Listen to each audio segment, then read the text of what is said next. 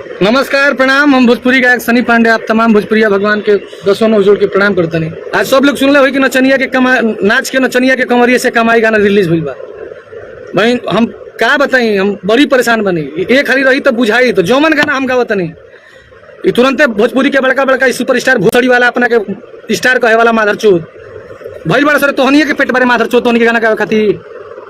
अरे कि सब जिला खाली जिला हमारे जिला बलिया बागी हो ए बागी सब दिखाते हमने के गौनी जा। खैर हमने के कलाकार हैं जो हमने के पूरा जिला सामान हमने कहते कौन।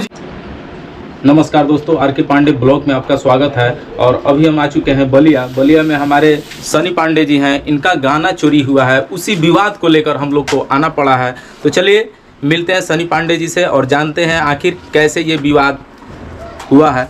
कैमरामैन आइए हमारे पीछे।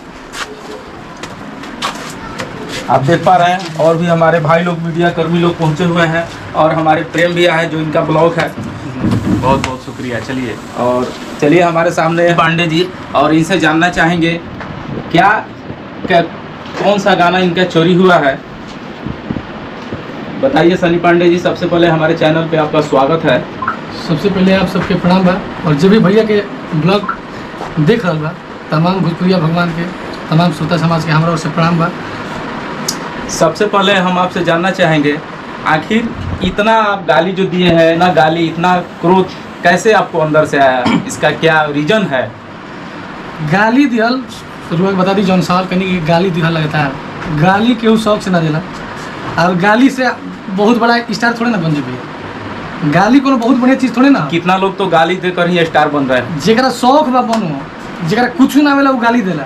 लेकिन ऐसा तो पूछो न काहे गाली देला तो हमारे पास वजह न बा।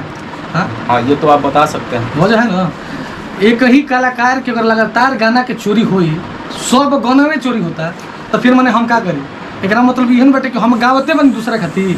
नहीं, ऐसा थोड़े होता है कि आप दूसरे के लिए गा रहे हैं। आप गाना अपने लिए गा रहे हैं। हम अपने लिए गा रहे हैं तो 2 दिन बाद दूसरे के गा के रिलीज कर देता है। नहीं मैंने हम चुतिया हैं, ऐसा कुछ नहीं है। मैंने हमने के कैरियर नहीं है, हमने के माई बाप, हमने के परिवार, हमने के समाज, हमने के जिला जवाब प्रदेश, हमने के बारे में कुछ ना सोचला। तू तारा हमारे तो हमके तो खुदे लाज लगे चाहिए कि हाथाना गाना बाजल बटे तो हम लोग के सुपरस्टार के टैग लगल बा, तब छोटे छोटे भाई के पेट पलात मारते लोग। हाँ, अगर ये काम गाड़ी वाला काम मजबूरी में दिले बनी और लाइव देखेंगे शुरुआत में तो हम सबसे पहले अपने भोजपुरिया भगवान से क्षमा मांगे और जितना गाली नहीं की तो कहले से 100 गुना अधिक बार क्षमा मांगले बनी कि काम कभी जीवन में कैले नहीं की। आपसे बड़े बड़े स्टार हैं जो कि ऐसे गाली नहीं देते हैं, अपने आप में हल्का फुल्का बोलकर, जैसे पवन सिंह जी हैं, खेसारी लाल जी हैं, वो लोग बोलते हैं कि इनका अगना में सोहर ना गवाई। वो बोलते हैं कि हमारे जैसा कोई गा नहीं सकता है, हम लकीर खींचे हुए हैं, पवन सिंह बोलते हैं। तो ऐसे वो लोग अपने आप में व्यवहार करते हैं, लेकिन आपने तो तहलका मचा दिया है लाइव आकर। तहलका मचावल एकदम जैसे ना होला कि परीक्षा जब पेपर दिया जाला तो लिखल है कि ये पहला प्रश्न करना अनिवार्य है। तो समझिए कि ये कंडीशन में हमारे गाड़ी दिहल एकदम अति अनिवार्य रहे ना, तो कहीं बुझबे ना करें जंगे से चुतिया कि सनिया में चुतिया नहीं। ऐसा हमारा सभी कलाकार है, हमारा छोटा हो या बड़ा हो, वो कलाकार आखिर छोटा से ही बड़ा कलाकार बनता है। ऐसा थोड़ा है कि कोई पैदा ही होता है बड़ा कलाकार। तो छोटे हैं तो थोड़ा अपने आप को ऐसे क्यों बोल रहे हैं कि हम छोटा कलाकार हैं? ऐसा कोई चीज़ नहीं है। आपका भी गाना चलेगा, चलते आप भी स्टार बनेंगे एक दिन। यहाँ लोग चलित में भैया छोटे कलाकार के देहिया पर चढ़ के आगे चल दिए लोग। ऐसा नहीं ना है कि बड़ा मछली छोटे मछली को खा जाता है। एकदम भोजपुरी लाइन में ये बैठे पौन के ना दिए लोग, लेकिन तारा रोकला से रोकाई कोई जरा भगवान का आशीर्वाद हो जी, जरा पब्लिक का आशीर्वाद हो जी तो तारा लेकर चिरकुट से रोकला से रोकाई।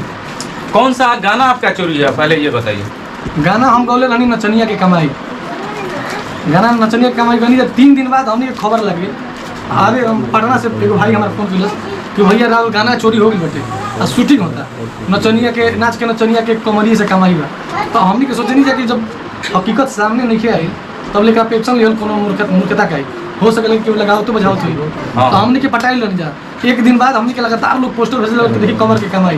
तो वो सोचनी कि नहीं आ जाओ गीत, तब गीत देखने भैया तो ब्रह्मा में आग लगी। कहा से कि एगो कारण देखिए भाई सतपुतिया गाना गाउनी शुरू में तो सतपुतिया सब लोग गा दिलस, फिर पियावा मटी लगाना गाउनी तो पियावा मटी लगाने लोग गावल, आ ट्रैक के छोड़ा के 1000 लोग गावल, खाली पवन भैया के छोड़ के। पवन भैया के छोड़ के हमारे पियावा मटी लगाना ट्रैक भोजपुरी में केहू नहीं खे जे ना गौले केहू एगो सिंगल आदमी बाचल ना है। फिर से हमार भसुर जी से गईला छुआ है वो गाना चोरी हो गई।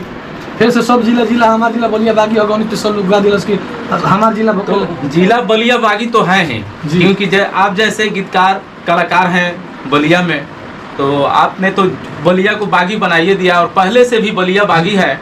और एक चीज़ और हम जानना चाहेंगे, आपका गाना चोरी हुआ है, लेकिन 2 दिन पहले हम प्रमोद प्रेमी जी के म्यूजिक डायरेक्टर हैं विनय यादव जी, उनसे भी हम मिले हैं, उनका भी इंटरव्यू हुआ है। वो बोले हैं कि उनके राइटर जो हैं, आपके जो राइटर हैं गाना लिखने वाले, वो गए थे उनके स्टूडियो में और वो खुद उनका गाना वहाँ से चुरा कर लाए हैं। ऐसा क्या बात ना होला कि लाजाइल बिली वाला हाल बटे। अच्छा। कुछ मैटर मिलत नहीं है। अई 2 दिन यहाँ कलाकार हमने के उनकरा के 2 दिन है ना भैया जिक्र अनगिनत गाना बाजे। महाराज प्रमोद प्रेम यादव का तूती बोलता था, लेकिन हम 2 कौड़ी के गीतकार सब। एक बार आपको कॉल से संपर्क करना चाहिए था, फोन से संपर्क करना चाहिए था, आखिर मेरे साथ ऐसा क्यों हुआ। उसके बाद अगर नहीं मानते नहीं तब आप उनको गाली दे सकते थे, लेकिन आपने तो डायरेक्ट लाइव आकर उनको गाली दिया है। इस सवाल तो हमको कह सकते नहीं कि हम लोग हमारे से खाली पूछ लिया। आपका इतना गाना चोरी हुआ है, कॉल करके कभी फोन पर उनसे कांटेक्ट किए हैं? बिल्कुल बिल्कुल, लेकिन क्या बोले हैं वो? समझावे लगल भैया, छोट कलाकार बन गए समझावे लगल। जब ढेर हुई तो जा जौन करे कोई तन कर लियो, तो जौन करे के बाद तुमको देनी हो। बहुत, तब तो बहुत अच्छी बात है जो आप किए हैं, बहुत अच्छा किए हैं। हाँ। लेकिन और भी हम जानना चाहेंगे कि और भी आगे इसके गाना आपका चोरी होगा तो आप उसके लिए क्या आगे कदम उठाएंगे? सबसे ये हिदायत रही कि ई कुल काम मत कर जाए महाराज, आप लोग बड़े लोग हैं और रउआ सबके हमने का अनुसरण कर जाए, रउआ सब का गावे रउआ सबसे हमने के सीखे नहीं जाए। अगर बड़ा भाई चोर निकलेगा तो हमने के चोर कहे में काहे गुरेज कर जाए, मैंने हमने के जीवन नहीं खेले, हमने के कुछ सपना नहीं खेले। देख ले तू ही सुपरस्टार रह, तोहरे के लोग सुपरस्टार कहे, तोहरे के संग लोग सेल्फी खिंचावे, बाकी लोग हंसी लगे बेटे। अरे जो गीतकार जो गीत लिखा है ना भैया, वो हमसे अनेकों बार कहा है कि भाई तुम प्रमोद प्रेमी खाली कंपोज करो, हई करो हाउ करो। आप गाली दिए हैं, उनके बदले में रिएक्शन में आपको क्या मिला है? क्या गाना डिलीट हो गया है? गाना डिलीट हो गई बेटे। जब तहारे गाना रहा तो गाना चढ़ा लेला, तो तू गाना चढ़ा लेला तो कहीं कमेंट में देखिएगा ना उनका लाजैला के हद होला महाराज। गाना 1 लाख रहे, 500 कमेंट रहे, 400 450 कमेंट में खाली सनी के नाम रहे कि सनी पांडे का गाना चुराया है, चोर है चोर है चोर है चोर है चोर है चोर है, ऐसे हो गया है। हाँ तो हमको सबके क्या बात है? नहीं नहीं, मैंने हमारे लोगों ने क्या खाली कमेंट अकेले में, हाँ तारा से अधिक हमारा फैन फॉलोइंग बना कुछ बटे। लेकिन जो सत्य है वो सत्य रहेगा। हम भी कहते हैं कल हमू गलती करो तो हमरों के जगह गाली देवे गाली दी। सनी पांडे जी एक उभरते कलाकार हैं और इनका गाना जो भी आ रहा है वो वायरल होता है और अच्छा इनको भी मिलता है। अच्छा लोग जितने भी हमारे भोजपुरी के दर्शक हैं देखने वाले अच्छे इनको ये देते हैं।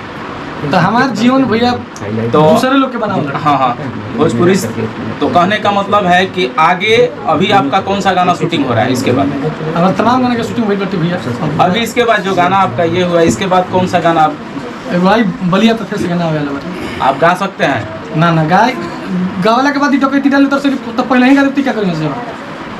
ठीक है, आप अभी मत गाइए, लेकिन इसके पहले वाला गाना हम आपसे सुनना चाहेंगे क्योंकि चोरी हुआ है और उसी गाने को लेकर विवाद हुआ है। वो गाना आपसे हम सुनना चाहेंगे, वो गा सकते हैं? हाँ। अरे कि सजिए से नचतनी छौकी हो, अरे कि लागता कि टूट जाई चौकी, कि हमार कमर के सगरो बड़ाई बा। तो हम कहले बनी अरे कि नाच के नचनिया के कमरिए से कमाईबा, कि नाच के नचनिया के कमरिए से कमाईबा। तो आप देख रहे हैं बहुत ही धाकड़ गाना है सनी पांडे जी का, और ऐसा गाना चोरी हो जो कि अभी कितना ये गाना आपका चल चुका है? हमें 2 लाख चल गई। TF एगो ऐसा ब्रांड चैनल है भैया, यहाँ पे 1.5-2 लाख जब व्यूज मिल जाला तो ग्राउंड लेवल पर गाना सुनाए लगेला। TF एगो ऐसा चैनल बटे कि जहाँ से नया कलाकार निकले ले, वो चाहे हम हो चाहे सोना Singh ji hocus, gold gold hocus, दीपक दिलदार होकस, भोजपुरी के अनेकों नया कलाकार TF का प्रोडक्ट है। तो हम तो सौभाग्यशाली बनी कि हम टीम फिल्म परिवार से जुड़ल बनी और टीम फिल्म के हमारे गार्जियन आदरणीय शुभम चतुर्वेदी भैया। एक चीज भोजपुरी में देखा जाता है, उभरते कलाकार को लोग क्यों दबाते हैं, बड़े कलाकार क्यों दबाते हैं? बोलो को मानसिकता ये बेटे कि हमनी के बात क्यों आवे मत। ऐसा नहीं होना चाहिए, क्योंकि उभरते कलाकार को और मदद करना चाहिए, उसको सहयोग देना चाहिए कि और भी आप आगे बढ़ें। लेकिन लोग करते क्या है कि उभरते कलाकार को दबा देते हैं कि वो आगे नहीं निकले, उनका गाना लेकर हम गाएं। ऐसा नहीं होना चाहिए। तो चलिए इसी के साथ आप हमारे जो भी व्यूअर हैं उनके लिए आप क्या कहना चाहेंगे? जो भी भैया के चैनल देखता है सबसे ये आग्रह रही, नहीं हो रही, विनती रही कि अपना छोट भाई सनी के जौन भी गाना होता आप सब खूब सारा प्यार दीजिए। अगर वो जाने में सनी गलती कैले बटे, गाली दिहल अच्छा काम ना होला, हम गाली दिले बन तो आप सबसे हाथ जोड़ के क्षमा चाहतनी, लेकिन जे गलतियाँ कैले बा ओकरा से हेतनियो गुरेज निके तारा के ठीक दवाई दिले बन, तू फेर करब फिर सुनब, तो ये तारा से नहीं होना रही कि फिर दोबारा छेड़ी हम ही ना कोनो नया कलाकार के गाना में चढ़ा भगवान तो के जितना देले बन मरे तो साथ पुस्त खै बोलो तो रही ना कि नया कलाकार के मौका दिलो, गलती मत करी जब भैया, सबसे यूँ नहीं हो रहा है। और